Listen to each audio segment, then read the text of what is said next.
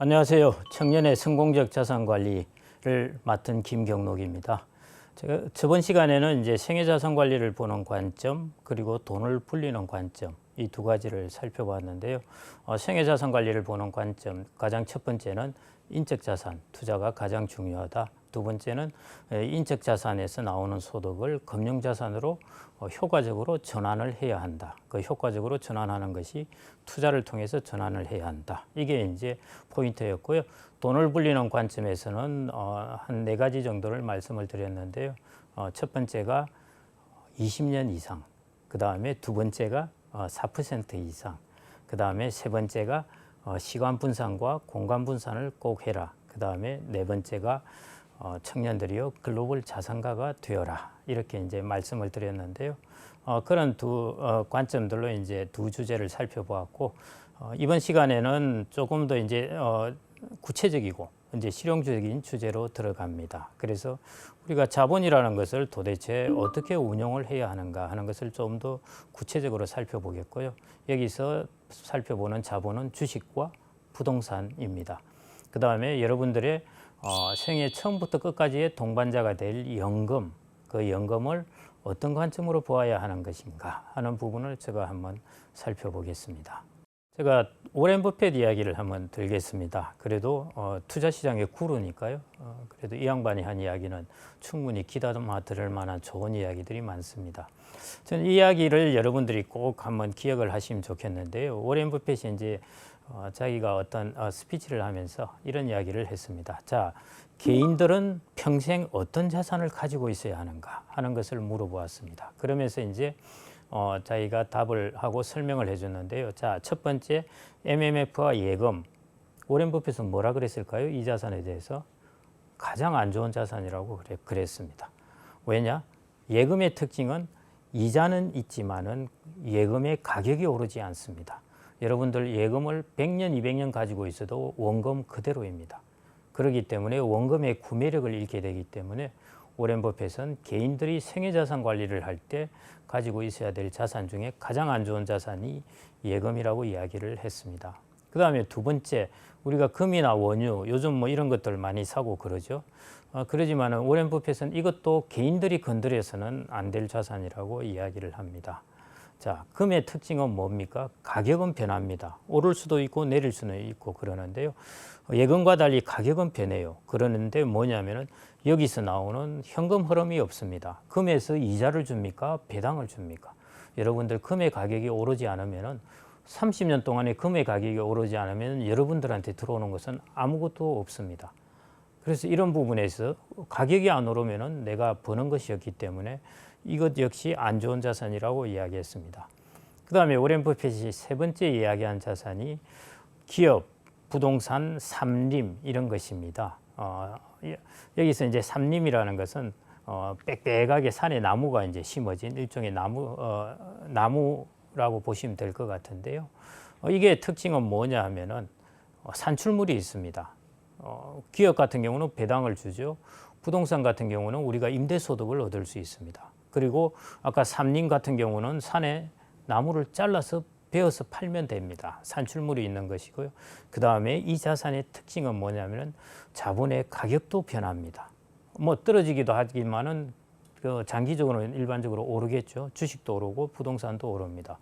그래서 기업과 부동산과 같은 이런 자산의 특징은 산출물이 있고 자본의 가격도 상승하는 경향이 있는 자산입니다. 그래서 오렌 버핏은 이런 자산을 개인들은 꼭 생애자산 관리의 동반자로서 가지고 있으라고 이야기를 했습니다. 그래서 이를 일컬어서 오렌 버핏은 말하기를 상업용 저소다 이렇게 이야기를 했습니다. 여러분들 이 그림을 보시고 갑자기 웬 저소가 나왔냐 이렇게 생각을 하시겠는데요.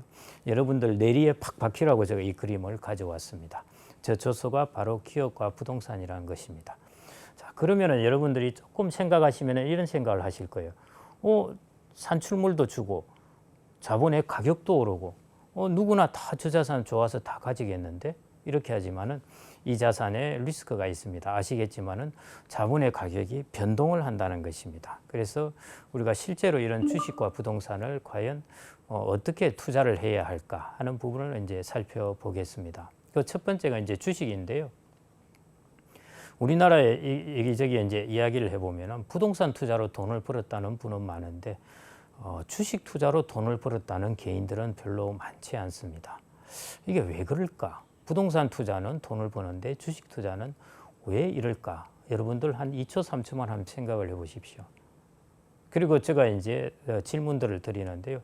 여러분들 부동산은 투자할 때 보통 살 때 몇 년 보고 하시나요? 하면은 신기하게도 이구동성으로 10년이라고 이야기를 하세요. 그 다음에 주식은 얼마 정도 보고 투자를 하십니까? 하면은 이것도 역시 신기하게 한 5, 6개월 이렇게 합니다. 그런데 실제 데이터를 조사해 보면은 실제 주식, 우리나라 개인들의 주식 보유 기간은 5개월 정도입니다. 자, 같은 자본인데 우리가 부동산은 10년을 보고 사고 주식은 5개월을 보고 사는 것입니다. 이 게임은 끝난 것입니다. 어디가 이기느냐? 부동산이 이길 수밖에 없습니다. 아까 제가 저번 시간에 말씀드렸듯이 장기 투자이지 않습니까? 그 부분에서 부동산은 지키고 있는 것인데 주식은 전혀 그걸 지키지 못하는 것입니다. 똑같은 자본인데. 그러니까 역시 여러분들은 제가 그래서 말씀드리고 싶은 것은 주식도 부동산처럼 투자하라는 것입니다. 어떤 다른 의미에서가 아니라 부동산처럼 길게 보고 투자하라는 것입니다. 그래서 이제 유럽의 오렌 버핏이라고도 불리는 앙드레 코스톨란이라는 사람이 있습니다. 이 사람이 이제 주식에 대해 이야기를 하면서 이런 이야기를 했습니다. 주식에 대해서 주식 투자로 돈을 벌고 싶은가? 여러분들 그렇다면은 주식을 사고 나서 5년 동안 감옥에 들어가 있어라 이런 이야기를 합니다. 그만큼 주식 투자라는 것이 사실은 장기 투자하기가 어렵다는 이야기이기도 한 것 같습니다. 그런 부분을 이제 잘 지키는 것, 그것이 첫 번째로 우리가 주식 자본 투자에 있어서 중요한 첫 번째 원칙입니다. 그 다음에 두 번째, 제가 저번 시간에 공간 분산이라는 것을 또 말씀드렸는데요. 최근 2, 3년 동안 또 그런 이야기들이 많이 있어서 제가 드리는 말씀인데 우량한 주식 종목에 20, 30년 투자하면은 반드시 돈을 벌까? 아닙니다. 우리가 과거를 보면은 200배, 300배 오른 종목이 있지만은 미래를 보면은 그 누구도 모릅니다. 요즘 기업 20년, 30년 후에 어떻게 될지 누가 알겠습니까?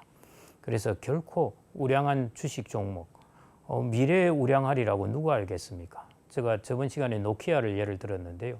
그렇게 우량하던 노키아가 불과 2, 3년 만에 박살이 나버립니다. 새로운 기술이 확 들어와 버리면요. 모릅니다. 그래서 우량한 주식 종목에 20, 30년 투자하면은 절대 번호를 반드시 버는 것은 절대 아닙니다. 그래 어떻게 해야 되느냐? 주식을 패키지로 분산을 해서 사셔야 되는 것입니다. 그 다음에 또 하나, 한국가에 장기적으로 투자하면 될까? 왜냐하면 한국가에 투자한다는 것은 우리나라 코스피 주식이 얼마나 분산되어 있습니까? 될까? 그것도 안 되는 때가 꽤 있다는 것입니다. 그래서 그거조차도 분산을 해야 됩니다. 뭐냐? 글로벌하게 분산을 해야 되는 것입니다. 그게 우리가 주식 자본에 투자할 때 가장 중요한 원칙이라고 볼 수가 있겠습니다. 그래서 우리가 부동산에 투자할 때는 첫 번째도 입지 이런 이야기를 하거든요. 부동산에 투자할 때에는 첫 번째도 로케이션, 두 번째도 로케이션, 세 번째도 로케이션이라고 그럽니다. 입지가 가장 중요하다는 것이죠. 투자를 할 때 가장 중요한 것은 뭐냐? 그것은 diversification, diversification, diversification 이렇게 영어로 이야기하는데 우리말로 하자면은 첫 번째도 분산, 두 번째도 분산, 세 번째도 분산. 이것이 우리가 투자에 있어서 가장 중요한 원칙이라고 이야기를 합니다. 그래서 우리가 부동산처럼 주식 자본에서도 주식 투자에서도 돈을 벌려면은 바로 이러한 원칙을 지키는 것이 꼭 필요합니다. 어떤 한 종목에 무조건 오래 투자한다? No, 분산을 합니다. 그 분산을 한국가에 하면 될까? No, 요즘은 글로벌 세상입니다. 글로벌로 분산하셔야 돼요. 그 다음에 기간, 5, 6개월이 아니라 적어도 부동산처럼 5년에서 10년 정도는 보고 투자를 해야 된다는 것입니다. 그렇게 해야 여러분들도 부동산에서 얻는 투자 수익률 정도를 주식에서도 얻을 수가 있다는 것입니다. 그래서 실제 오렌 버핏이 이런 이야기를 많이 했는데 사람들이 안 듣는 거예요. 오렌 버핏은 어떤 이야기를 했냐면은 미국의 코스피, 소위 말해 미국의 주가 지수인 S&P 500에 개인들은 투자해라. 나같이 평생 주식을 분석한 사람들은 종목에 투자하는데 그렇지 않은 사람들, 다른 생업도 있고 한 개인들은 그냥 S&P 500을 사라고 그렇게 이야기를 해도 사람들이 잘 안 듣는 거예요. 그래서 워렌 버핏이 한번 내기를 했습니다. 2008년 1월 달에 헤지펀드하고 이제 수익률 대결을 벌이는데요. 워렌 버핏은 S&P 500 지수에 투자하겠다고 그랬습니다. 그 다음에 헤지펀드는 5개의 가장 좋은 헤지펀드를 골라라, 네가. 그러고 나서 그 헤지펀드 수익률하고 S&P 500하고 대결을 하겠다, 이렇게 한 것입니다. 그래서 10년 동안 이제 투자를 하고 나서 그 결과를 보자, 이렇게 했는데요. 게임은 끝났습니다. 어떻게 되었냐? 워렌 버핏은 연 7.1%, S&P 500은 수익률을 냈는데요. 헤지펀드는 연 2.2% 수익률을 냈습니다. 그래서 워렌 버핏은 아주 여유만만하게 그 봐라, 내 말 안 맞나? 내 말이 이렇게 확인된다. 이렇게. 헤지펀드 그때 한참 인기를 끌 때였습니다. 그때 헤지펀드하고 대결해서 S&P 500이라는 분산된 주식이 성과가 좋을 수 있다는 것을 이제 확인시켜 준 것입니다. 그래서 워렌 버핏이 기업 혹은 주식에 투자하는 방법은 자신과 같은 사람이 아니라면, 워렌 버핏과 같은 사람이 아니라면 여하튼 분산을 하는 것이 제일 좋다는 것입니다. 지수를 사는 것이죠. 그런 게 여러분들도 이제 기업 혹은 주식 자본에 투자할 때는 웬만하면 분산을 하는 것이 좋은데요. 그 분산하는 것에서 이제 하나가 요즘 나온 것들 금융상품 중에 이제 ETF라는 것이 있습니다. 이걸 통해서 ETF는 주식을 패키지로 모아놓은 것입니다. 그 안에 여러 많은 종목들이 들어있는 것이거든요. ETF는 Exchange Traded Fund라는 약자입니다. Exchange, 교환하다라는 뜻이 아니라 여기서는 거래소라는 뜻입니다. Traded Fund, 거래소에서 거래되는 펀드가 ETF입니다. 펀드라는 것은 집합투자 자산인데요. 여러분들 집합투자 자산 같은 경우에 보통 거래소에서 사고 팔고 안 합니다. 은행이나 증권사 가서 펀드에 가입하고 펀드를 해지하는 것이지, 그리고 펀드 해지하고 나서도 한 3일 지내서 이제 그 돈을 받아오는 것이죠. 그런데 ETF는 은행의 증권사나 은행의 창고에서 사고 팔고 하는 것이 아니라 거래소에서 사고 판다는 것입니다. 거래소에서 사고 판다는 것은 무슨 뜻이냐? 마치 여러분들이 주식의 한 종목처럼 그냥 주문을 내서 그거를 살 수가 있다는 것입니다. 그래서 여러분들이 혹시 2차전지 ETF를 샀다 하면은 2차전지 안에 들어있는 많은 기업들을 한꺼번에 같이 사는 것입니다. 2차전지 ETF 하나를 샀는데 거기 딸려온 것은 우리나라에 우량한 2차전지 회사들이 쭉 들어가 있다는 것이죠. 그게 ETF입니다. Exchange Traded Fund. 어려운 것이 아니라 이걸 해석한다면 거래소에서 거래되는 펀드입니다. 우리가 상장지수 펀드라고 공식적으로는 부르는데요. 문자 그대로는 거래소에서 거래되는 펀드, 이게 ETF라고 보시면 되겠습니다. 이거는 채권도 있고 원유도 있고 다양하게 모아놨기 때문에요. 여러분들이 이걸 통해서 이제 주식을 거래하시는 것이 워렌 버핏이 했던 그런 분산회라는 것, 그런 원리에 이제 딱 맞다고 생각되니까요. 우리가 주식 투자에 있어서는 ETF를 여러분들이 좀 많이 익혀놓고 그리고 배워놓고 어떤 것들이 있는가 이렇게 살펴보는 것이 좋을 것 같습니다. 한 예를 들면 이제 이 그래프인데요. 미국의 S&P 500에 있는 바이오 기업들을 모아놓은 ETF입니다. 그 밑에 있는 이제 빨간 선이 S&P 500의 주가 지수인데요. 그 ETF 같은 경우에는 보시면은 한 140개 종목이 이 안에 이제 들어있는데 거의 생명공학 관련된 것입니다. 신나게 오르다가 코로나19 때 엄청나게 올랐죠. 이게 이제 ETF라는 것입니다. 이 ETF XBI 하나를 사면은 이 안에 이제 많은 바이오 종목들이 이 안에 같이 녹아 있는 것입니다.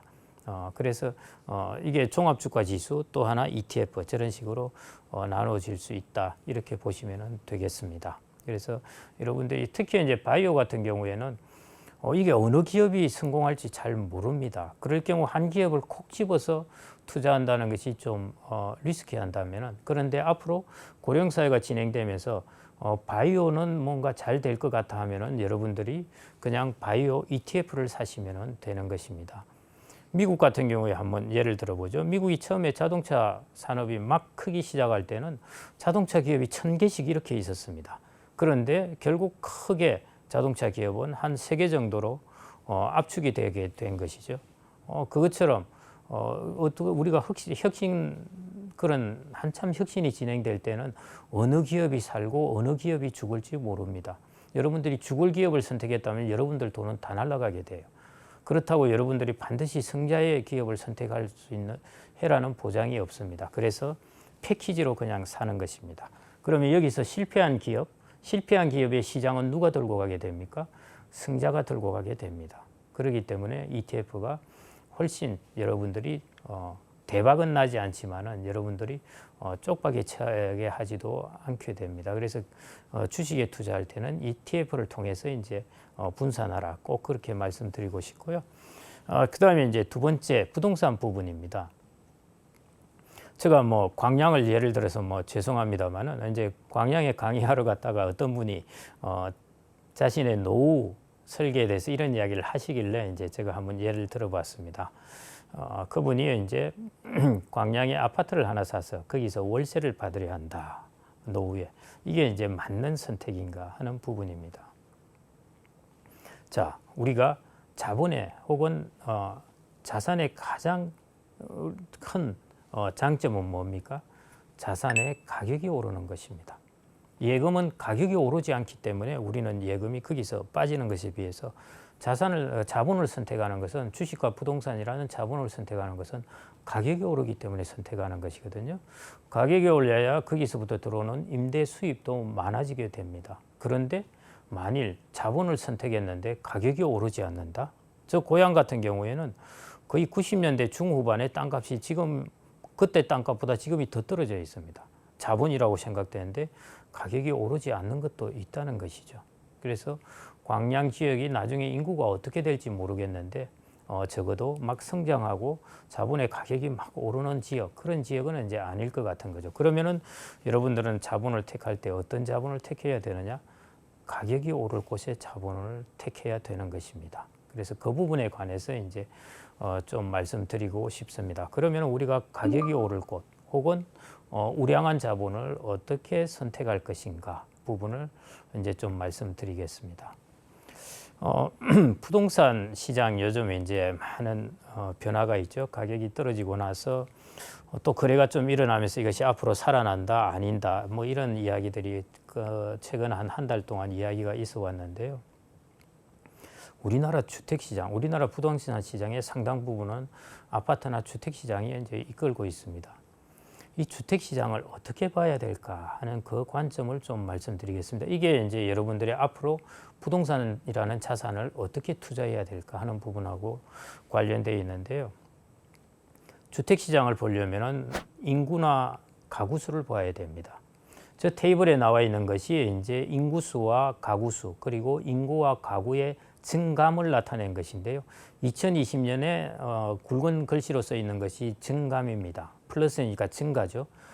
인구 같은 경우에는 478만 명이 20년 동안 증가했습니다. 가구 수는 20년 동안에 642만 가구가 증가했습니다. 어마어마합니다. 왜? 인구보다 가구가 더 많이 증가했어요. 이런 게 왜 생길까?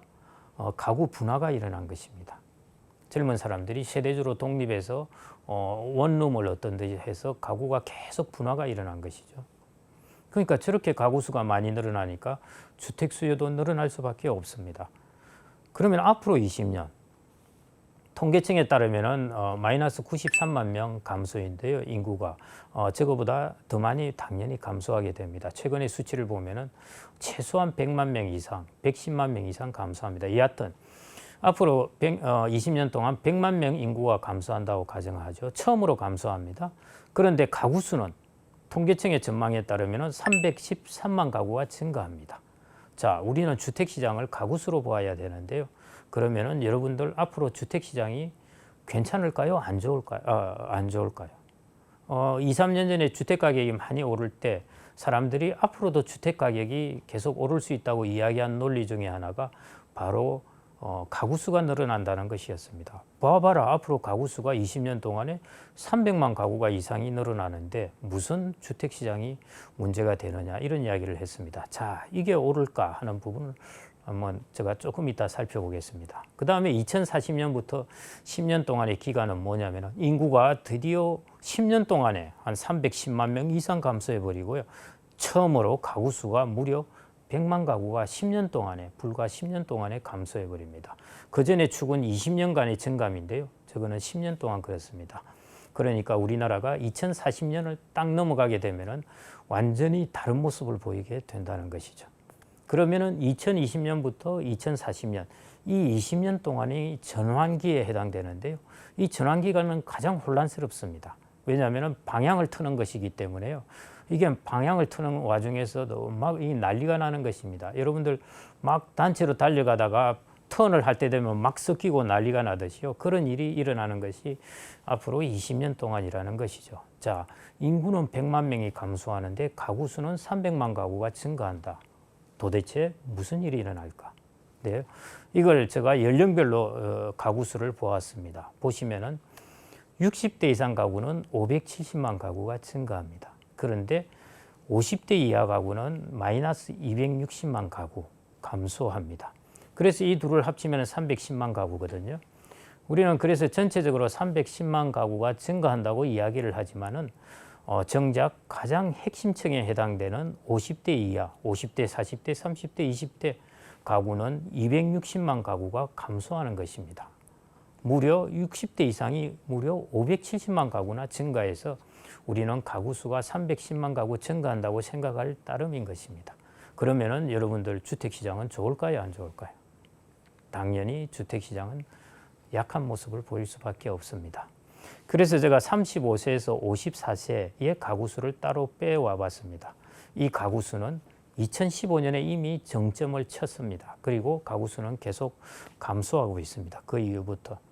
그러면 통계청에서 말한 총 가구 수는 언제까지 증가하느냐? 2039년까지 가구 수가 계속 증가합니다. 그러니까 고령자들을 위주로 한 가구 수는 2039년까지 계속 증가하지만은 정작 35세에서 54세에 다이내믹하게 주택을 수요하는 층, 결혼을 해서 집을 사야 되는 사람, 자녀들을 낳아서 집을 사야 되는 사람들, 이 가구 수는 이미 2015년에 피크를 치고 이미 감소하고 있다는 것입니다. 2015년, 2039년, 무려 24년의 갭이 있습니다. 그래서 여러분들이 이 부분을 꼭 유념해서 보셔야 됩니다. 그래서 우리나라의 주택시장의 어떤 과거 20년 그런 모습은 앞으로 보이기가 쉽지 않을 것이라는 겁니다. 그러면 어떻게 해야 되냐? 부동산 시장, 주택 시장이 양극화가 막 진행되겠죠. 그러면은 우량한 부동산을 찾아야 됩니다. 그럼 우량한 부동산 비싸서 살 수가 없습니다. 오피스, 우량한 오피스 어떻게 투자를 할까? 언제 그걸 가능하게 해주는 그런 상품들을 투자해야 되는 것입니다. 그게 리츠라는 것인데요. 리츠라는 것은 뭐냐 하면은 부동산 투자 회사 혹은 부동산 투자 신탁 뭐 대략 이렇게 보면 되겠습니다. 어떤 회사가 있는데 그 회사에 우리가 그 회사의 주식을 사면은 그 회사는 모은 돈을 가지고 부동산에 투자한다는 것입니다. 다른 기업 행위를 하는 것이 아니라 부동산의 물건을 사서 거기서 나오는 임대 수익, 그 다음에 부동산을 처분해서 나오는 처분 수익을 여러분들에게 돌려주는 것입니다. 그러면은 여러분들이 상가를 직접 사면은 직접 투자, 저것은 간접 투자인 것입니다. 간접적으로 여러분들은 부동산을 사는 것입니다. 그러면은 어떤 장점이 있냐 하면은 여러분들이 보면은 저게 뭐 한 주에 가격이 5,000원, 요즘 3,000원짜리도 있고 한데요. 한 주씩 커피 한 잔 값이면은 한 지분을 살 수가 있다는 것입니다. 어떤 지분을 살 수 있냐? 아주 큰 오피스의 지분도 살 수가 있습니다. 지분이 아주 미소하고 작다 뿐이지 여러분들이 그 소유권은 가질 수가 있는 것이죠. 그게 이제 리츠라는 것입니다. 그래서 여러분들이 앞으로 우량한 부동산 그리고 글로벌한 부동산 이런 쪽에 투자하고 싶다면 여러분들의 소액으로 투자하셔야 되잖아요. 그렇기 때문에 그런 경우에는 여러분들이 리츠를 활용하시는 것이 좋을 것 같습니다. 부동산, 저는 이제 청년들 같은 경우에는 주식이라는 것이 꽤 좋은 자산입니다. 좋은 자산인데 그럼에도 부동산도 일종의 축구로 비유하자면 부동산은 미드필더입니다. 축구에서 공격수는 최고의 공격수는 주식이에요. 그 다음에 최고의 수비수는 국채입니다. 그러면은 미드필더는 부동산입니다. 그래서 어떤 사람은 공격 축구를 구사하는 사람이 있지만은 미드필더를 강화하고 싶은 사람도 있습니다. 그런 사람들을 위해서 제가 이제 리츠를 말씀드리는데요. 그래서 여러분들이 커피 한 잔 값이면은 리츠 한 주를 살 수 있습니다. 부동산을 살 수 있는 것이죠. 옛날에 이제 돈을 버는 여러 전설적인 이야기를 들어보면은 일용직을 해서 열심히 일을 해서 그 돈을 가지고 생길 때마다 땅을 조금씩 샀다는 것입니다. 그게 이제 땅값이 많이 올랐다 해서 돈을 벌었다는 이야기가 나오는데, 여러분들도 마찬가지로 커피 한 잔 값으로 저런 것 한 주씩을 살 수가 있습니다. 그래서 뭐, 야, 오늘 내 커피 한 잔 값 절약했네. 저거 한 주씩 그냥 여러분들 모바일에 열으면은 바로 살 수 있으니까 이 한 주씩 사서 가지고 있어 보자. 이렇게 해서 여러분들이 얼마든지 우량 부동산을 살 수가 있다는 것입니다. 어떤 우량 부동산이냐?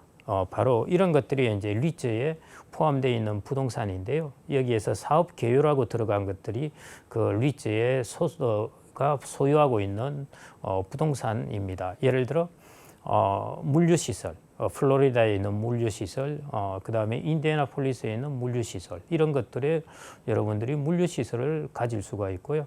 그 다음에 롯데리츠 같은 경우 하면은 여러분들은 롯데백화점, 마트, 아울렛 이런 것들에 소위 말해 매대, 뭐 이런 것들, 매대라고는 그렇고, 거기에 이제 임대해 주는 것들, 그 매장이 임대해 주는 것들의 일종의 임대 수익을 받을 수 있는 그런 권리를 가지는 것입니다. 또 하나 JR 글로벌 리츠 보면은 저것은 브뤼셀에 있는 벨기에에 있는 그 파이낸스 타워입니다. 그걸 여러분들이 지분을 가질 수 있는 거죠. 그 다음에 우리나라의 신한알파 리츠 같은 경우는 우리나라의 오피스들입니다. 그 다음에 그 밑에 이제 다양하게 물류시설 이런 것들이 쭉 있는데요. 최근에 이제 이 리츠의 가장 핵심적인 특징 중에 하나는 레버리지를 합니다. 그러니까 여러분들이 투자를 하면은 투자한 돈을 모아서 이 투자 회사는 따로 돈을 빌려서 부동산을 삽니다. 그렇기 때문에 여러분들은 레버리지를 안 했지만은 그 투자회사가 레버리지를 하기 때문에요. 여러분들이 투자하는 그 자체로 여러분들은 레버리지를 하는 셈입니다. 대략 60에서 70% 정도는 레버리지를 하는 셈입니다. 그래서 금리가 오르면 가격이 좀 떨어지는 특징이 있고요. 그래서 최근에 이게 한 20에서 40% 가격이 하락하기도 했습니다. 그래서 어떻게 보면은 뭐 투자의 시점으로서는 올 하반기나 이렇게 보면은 이제 괜찮은 시점도 될 수 있는데요. 여하튼 제가 여기서 이제 보여드리고 싶은 것은 우리가 살 수 없는 저런 우량 오피스 빌딩이 저기 들어있다는 것입니다. 최근에 이제 아파트 가격은 많이 떨어졌죠. 근데 제가 이제 어디 공주에 그쪽에 가서 한번 그 이사장님께 여쭤봤는데요. 이번에 사옥 하나 마련하시죠. 이제 요즘 부동산 가격도 떨어졌을 텐데 했더만은 오피스 가격 안 떨어졌습니다. 요즘 가격이 더 올랐고요. 거의 뭐 오피스도 찾기도 쉽지가 않고 매물도 잘 안 나오고, 또 보니까 괜찮은 오피스는 한 15% 더 오른 것 같아요. 이런 이야기를 하시더라고요. 왜냐하면 우량 오피스는 일단 임대는 다 되고, 그 다음에 최근에 건축비가 올랐잖아요. 새로 지으려면 비용이 더 많이 드니까. 그러니까 이 가격이 이제 좀 오른 것입니다. 그래서 여러분들이 개인들이 노후 자산 관리에 제일 위험한 행위 중에 하나가 상가를 사는 것입니다. 그 잘못 샀다가 한번 걸리면 큰일 나요. 임대는 안 나가고 관리비는 계속 나가고 하면 이거 죽을 맛입니다. 그래서 여러분들이 그렇게 직접 투자 그거 하고 나면은 여러분들 돈 여유도 없습니다. 그래서 뭐 젊은 사람도 그렇고 그 다음에 은퇴를 준비하는 사람도 그렇고 하는데요. 여러분들 청년들 같은 경우에는 이렇게 우량한 부동산을 차곡차곡 커피 한 잔 값으로 사면서 모으는 것도 한 방법이고요. 여러분들이 자산 관리할 때 이것을 활용하는 것도 한 방법이라고 보아지겠습니다. 대략 리츠에 그러면 배당 수익률이 얼마 정도 되느냐? 이제 가격이 오르는 수익률도 있겠는데요. 배당 수익률을 대충 보면은 4에서 7% 정도 그렇게 나옵니다. 낮을 때는 대충 그 정도이고요. 높을 때는 뭐 7%도 가고 그렇습니다. 저게 일본의 이제 리츠의 배당 수익률인데요. 일본이 저렇게 저금리 시기에도 리츠의 배당 수익률은 언제 높았습니다. 저기에 배당 수익률하고 뭐 가격 상승률 등등을 다 합치면은 미국의 리츠 시장 같은 경우에 연 평균 수익률이 대충 주식처럼 한 10% 정도 수익률이 나니까요. 여러분들이 이것들을 이제 차곡차곡 분산해서 투자하시는 것도 아주 좋은 방법이라 그렇게 생각이 됩니다. 이제 자본을 활용하는 주식과 부동산 자본 활용하는 방법에 대해서 말씀을 드렸는데요. 주식 자본 하면은 여러분들이 ETF를 하나 기억하시면 될 것 같고, 주식도 부동산처럼 투자하자 하는 것, 이 두 가지를 기억하시면 될 것 같고요. 부동산에 관련돼서는 앞으로 우리나라의 가구 변화, 인구 변화를 꼭 염두에 두시고 새로운 국면에 접어든다. 그래서 우리는 우량한 부동산 자본을 가져야 되는데 그러기 위해서는 지금 상황에서 우리가 개인들이 할 수 있는 것은 리츠라는 것을 통해서 좀 더 소액의 돈으로도 우량한 자본을 가질 수 있는 그 방법을 택해야 된다. 이제 이 두 가지 자본의 활용 방법에 대해서 말씀드렸고요. 연금의 활용에 대해서 말씀드리겠습니다. 여러분들 앞으로 국민연금은 뭐 의무적으로 드니까 그러는데요. 그걸 공적연금이라고 그러죠. 그 다음에 나머지 여러분들이 회사에서 하는 퇴직연금, 여러분들이 자의적으로 드는 개인연금, 이런 것을 일컬어서 이제 사적연금이라고 그럽니다. 그래서 공적연금만으로 여러분들은 앞으로 노후를 준비할 수 없어요. 절대. 어느 나라도 그렇게 되는 나라가 없습니다. 국가가 그렇게 부담하기 힘듭니다. 인구가 젊은 사람이 줄어들기 때문에요. 절대 그거는 불가능합니다. 그래서 여러분들은 반드시 다른 연금을 하나 가지고 있어야 됩니다. 사적 연금을 가지고 있어야 되는 것이고요. 그래서 이 연금들을 여러분들이 어떻게 관리하고 활용하느냐, 그리고 연금을 어떤 관점으로 보느냐 하는 것이 중요합니다. 얼마 전에 저희 실무자가 이제 이런 이야기를 좀 해달라고 그랬는데요. 이상하게도 이게 젊은 사람들이 계속 연금에는 투자보다 예금이 좋고 안전해야 된다 이렇게 생각을 한다는데 이걸 도대체 어떻게 이야기를 해야 될까요? 그런 부분을 이제 한번 물어봤는데요. 결국 우리가 연금을 보는 관점입니다.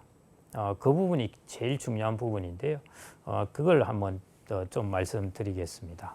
자, 일단 연금은 왜 우리가 필요한가 하는 걸 한 두 가지 정도 이렇게 말씀드리겠는데요. 우리가 국민연금 이런 거 요즘 90년대생은 연금 못 받는다 뭐 이런 이야기 많이 합니다. 뭐 그것도 이제 사실인 것이고요. 연금 개혁이 이루어지고 하겠죠. 그래서 현재로 간다면은 이제 사실은 상당히 국가가 많은 부담을 지어야 됩니다. 그런데 국민연금과 같은 종신연금 이런 것은 우리가 꼭 하나씩 충실하게 가지고 있어야 됩니다. 뭐냐면은 내가 충분히 오랜 기간 납입하고 또 충분히 금액을 납입하고 해서 이 부분을 나의 가장 중요한 축으로 가지고 있어야 됩니다. 왜냐하면은 한 예를 들겠는데요.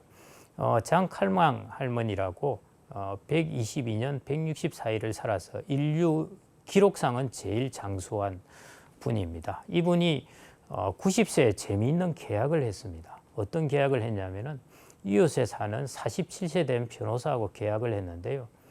아유, 변호사 양반, 내 나이도 들었는데 내 용돈도 필요하고 그런데 내가 내 집을 만일 내가 죽으면은 내가 살고 있는 집 당신한테 줄게.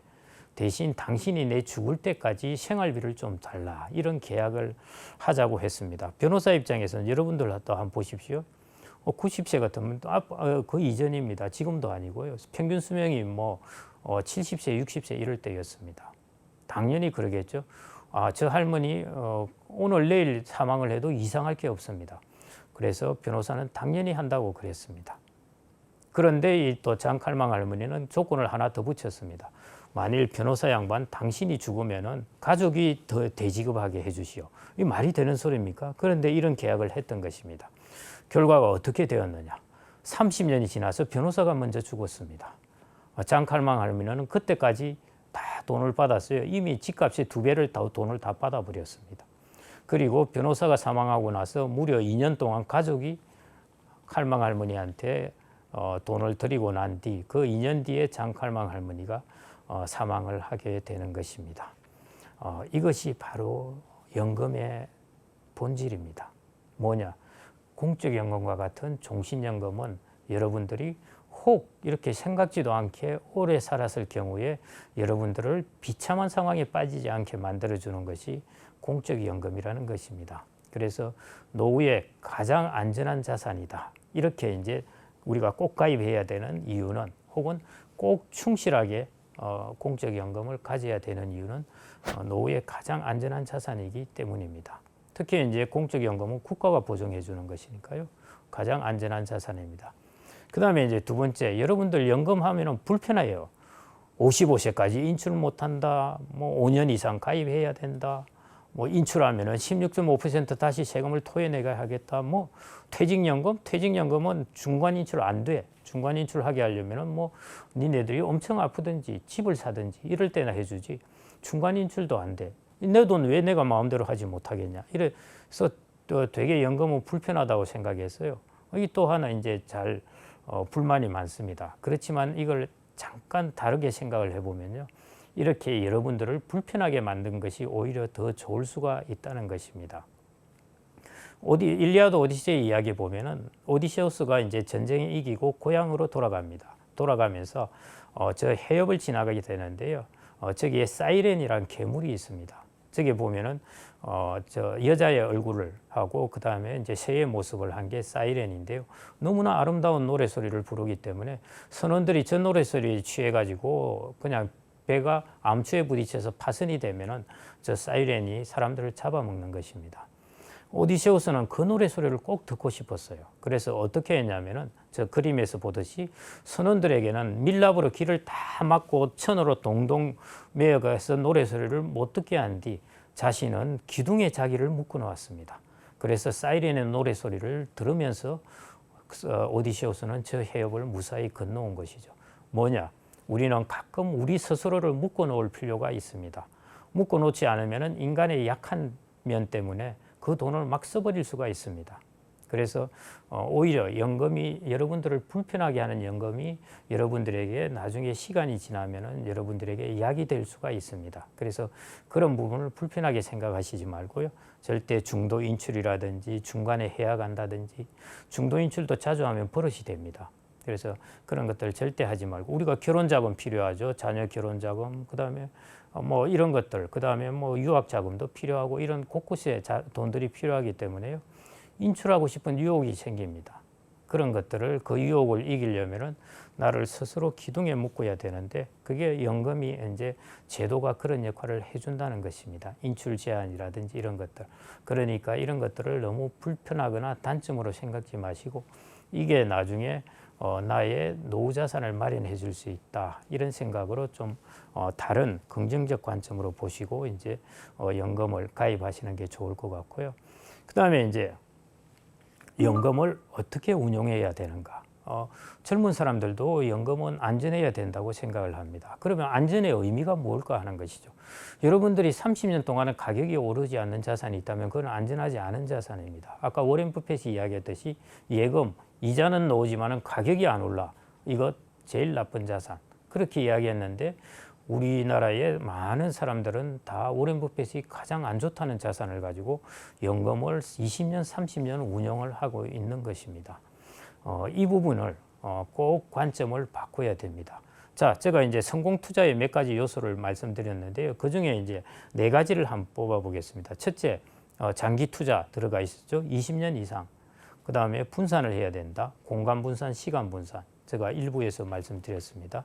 그 다음에 장기 투자는 일종의 이제 인내를 힘을 가져야 됩니다. 그래서 혹자는 어떤 사람들은 말하기를 투자에서 가장 중요한 그런 요소가 있다면은 가장 중요한 덕목이 있다면은 그것은 인내다. 이런 이야기를 하기도 합니다. 그만큼 이제 성공 투자의 한 요소로 들어가는 것이죠. 그 다음에 이제 4번째는 이제 복리 효과를 누리려면 과세이연이 돼야 됩니다. 과세이연이라는 것은 어떤 것이냐면은 그때그때 세금을 떼가는 것이 아니라 세금을 떼지 않고 계속 나의 이자를 또 투자하고 하다가 내가 돈을 찾을 때야 세금을 떼는 것입니다. 그러니까 우리가 그만큼 많은 이자들이 투자되니까 이자의 복리도 많아지는 것입니다. 그게 과세이연의 효과라는 것인데요. 그게 이제 성공 투자의 한 4가지 요소라고 봐지는데 이 4가지 요소가 연금의 특징하고 꽤 이상하게도 맞물립니다. 자, 연금, 장기 투자라고 그러죠. 연금은 초장기 운용입니다. 여러분들이 30세에 시작했다면 적어도 60년은 여러분들은 연금하고 같이 있어야 됩니다. 축적할 때, 인출할 때 여러분들은 연금 계좌를 가지고 있기 때문에요. 연금은 최소 50년, 60년 투자하는 어마어마한 초장기 운용입니다. 그 특징을 가지고 있죠. 그 다음에 연금은 여러분들이 아무데나 투자할 수 없어요. 딱 몇 가지 제한을 두었습니다. 연금은 펀드에 투자하게 되어 있습니다. 펀드는 종목이 분산되어 있는 것입니다. 그래서 연금은 여러분들이 스스로 그냥 투자하다 보면 공간 분산이 되는 겁니다. 그 다음에 연금은 적립으로 하죠. 적립이라는 것은 매월 얼마씩 넣는 것입니다. 지금 목돈을 넣는 것이 아니라요. 이거 자체가 시간을 분산시키는 것입니다. 그래서 연금 자체가 이미 투자의 요소들을 다 성공 투자의 요소를 갖고 있는 것입니다. 그 다음에 인내심, 인출 제한이라는 제한을 두었죠. 그래서 여러분들은 여러분들 스스로 인내심을 발휘 안 하더라도 제도 때문에 여러분들은 인내심을 할 수 없이 발휘하게 되게 돼 있습니다. 그 다음에 연금의 세제 부분은 보면은 연금은 그때그때 매년 세금을 안 뗍니다. 여러분들이 연금을 충분히 축적하고 나서 나중에 30년, 40년 있다가 그 돈을 인출할 때 세금을 그때부터 뗍니다. 그렇기 때문에 과세위원회 세제 혜택이 그대로 들어있는 것이 연금입니다. 그래서 성공투자의 4요소하고 연금의 4요소는 네 가지 특징은 다 이렇게 이상하게도 찰떡궁합처럼 이렇게 매칭이 되어 있습니다. 여러분들이 그래서 연금을 활용하면 충분히 성공투자의 4요소를 다 지킬 수 있습니다. 그런데 딱 하나죠. 성공투자의 4요소입니다. 투자를 할 때 성공의 4요소가 저 네 가지였는데 여러분들이 연금을 투자로 한다면 바로 성공투자가 바로 이어지는 것인데 많은 경우에는 연금을 예금으로 하다 보니까 저런 우리가 성공투자의 어떤 요건을 갖추고 있지만은 소위 말해 그 핵심이 빠져버린 것입니다. 연금에다가 투자라는 것을 딱 장착을 시키면은 우리가 성공투자의 4요소에 바로 그게 연결이 되는데요. 연금이라는 것에다가 그 안에다가 우리가 예금이라는 것을 넣어버리면 그 완전히 엉뚱한 모습이 되어버린 것입니다. 뭐냐면은 내가 많은 장점을 가지고 있는 것인데 그걸 활용하지 못하는 것입니다.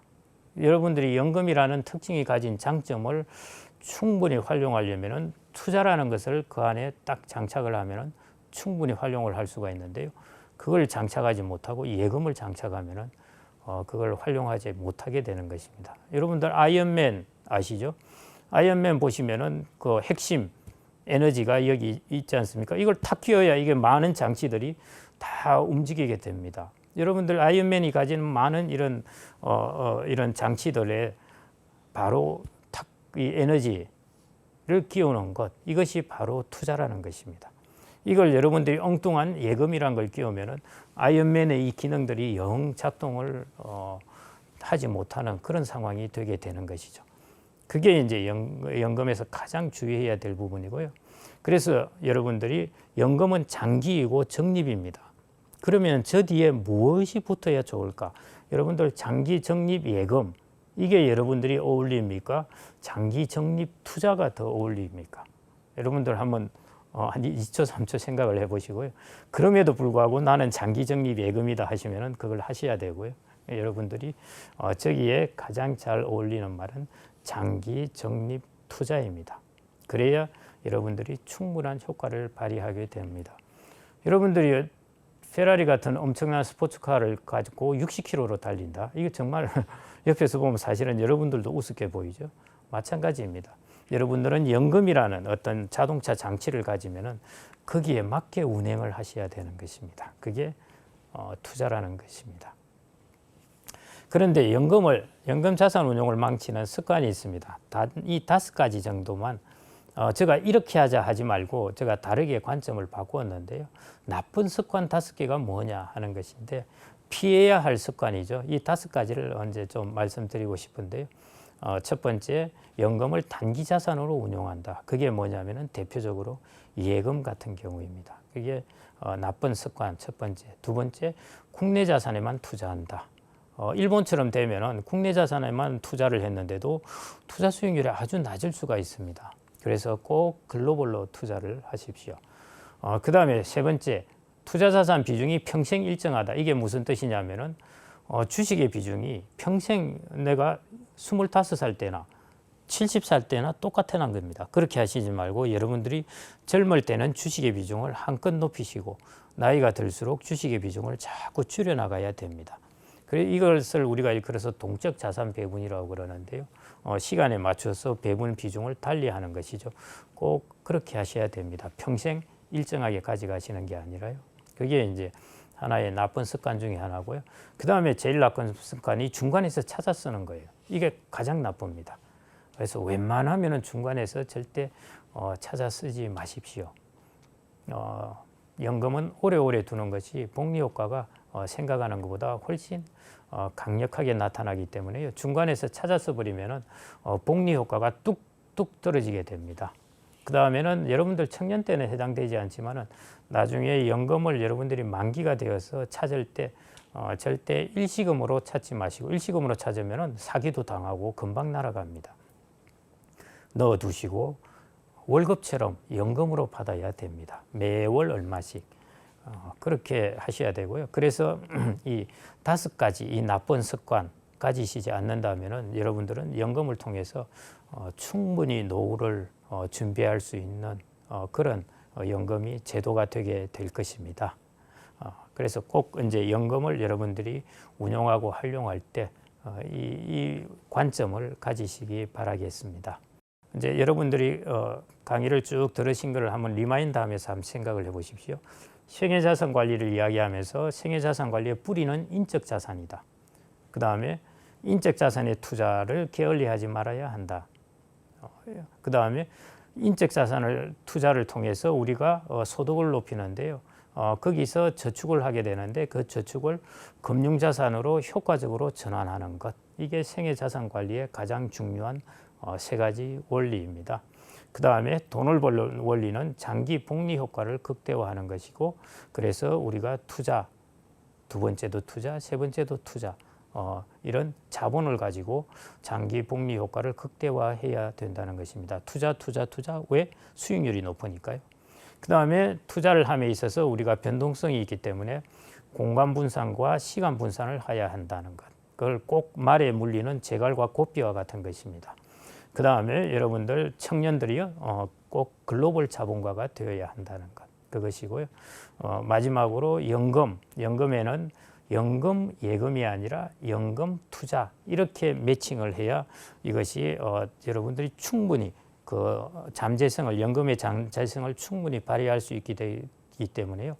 연금과 투자를 꼭 연결해야 되고, 다만 그걸 연결하시되 5가지 나쁜 습관, 그 습관을 꼭 멀리하시면은 연금을 통해서도 여러분들이 충분히 노후 자산 혹은 노후 대비를 충분히 하실 수 있을 것입니다. 제가 마치면서 이제 한 가지 좀 이야기를 좀 마지막으로 말씀드릴까 하는데요. 여러분들이 이렇게 투자라는 것은 막 이렇게 화끈하게 하고 싶어 합니다. 바로 돈을 벌고 싶어 하고 뭔가 투자에는 묘수가 있을 거라고 생각을 해요. 그래서 10배, 100배 버는 사람의 이야기를 자꾸 들으려고 그러고 그럽니다. 그런데 그 100세까지 산 우칭위안이라는 오청원인데요. 대만 사람인데 일본어로 이제 기화한 사람입니다. 기성이라고 이름 붙여질 정도로 이제 바둑에 있어서 상당히 이제 귀감이 될 그런 사람인데요. 이 양반이 이런 이야기를 했습니다. 바둑에서 묘수를 3번 내면 진다 였습니다.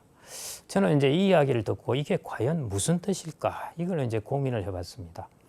바둑에서 소위 속된 말로 기똥찬 묘수를 하나 내면은 그것만 하더라도 바둑판을 뒤집을 수 있는데 어떻게 바둑에서 묘수를 3번이나 내는데도 진다고 이야기를 했을까 하는 것입니다. 이게 이제 2가지 측면으로 볼 수 있는데요. 첫 번째 측면, 묘수를 3번 낼 정도면 이미 그 바둑에는 기울어진 바둑이길래 묘수를 찾지 않았을까 하는 그런 이야기 해석하는 게 있고요. 그 다음에 이제 제가 해석하는 것은 그것입니다.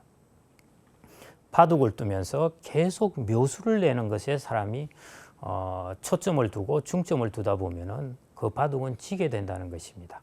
바둑의 포석으로부터 시작해서 흐름으로부터 이어지는 이 전체 판을 이렇게 짜는 것을 생각하지 않고, 그거는 큰 판은 제껴놓고 묘수 내는 것에 이렇게, 그래서 묘수 몇 분만 내면 이기겠다 이렇게 하면은 바둑은 진다는 것입니다. 저는 이제 그렇게 해석을 했고요. 이걸 확신을 하게 된 게 우리나라의 이창호 구단이 이런 이야기를 했습니다. 한 건의 맛을 들이면은 암수의 유혹에 쉽게 빠져들게 된다. 정수가 오히려 따분해질 수 있다. 바둑은 줄기차게 이기지 않으면 우승할 수 없고 줄기차게 이기려면 괴롭지만 정수가 최선이다. 이런 이야기를 했습니다. 여러분들의 생애자산 관리는 한 번으로 끝나는 것이 아닙니다. 적어도 30년에서 60년까지 줄기차게 생애자산 관리를 해야 되는 것이기 때문에요. 여러분들이 줄기차게 이기려면 괴롭지만은 원칙과 정수의 길을 체크해야 되는 것입니다. 그래서 제가 오늘 말씀드린 것이 청년의 자산 관리 혹은 청년의 성공적 자산 관리에 관해서 제가 네 가지 주제로 말씀을 드렸는데요. 그리고 네 가지 주제에 대해서 각 관점을 말씀드렸습니다. 물론 이제 구체적인 이야기도 드렸는데요. 여러분들이 그 관점을 좀 더 초점을 두고 한번 보시기 바라고요. 이 관점이라는 것은 일종의 정수라고 보시면 되겠습니다. 그래서 이러한 관점으로 여러분들이 자산을 운용하게 되시면은 이게 조금 괴롭기도 하고 조금 따분하기도 하고 그러실 테지만은 이창호 구단이 이야기한 것처럼 여러분들이 긴 생애 자산 관리에서는 줄기차게 반복적으로 이겨야 합니다. 그러기 위해서는 정수가 최선이다라는 생각으로 제가 말씀드린 네 가지 주제의 이 관점을 정수라고 보시고 잘 지켜나가시면 반드시 자산 관리에 성공할 수 있을 것이라고 확신합니다. 감사합니다.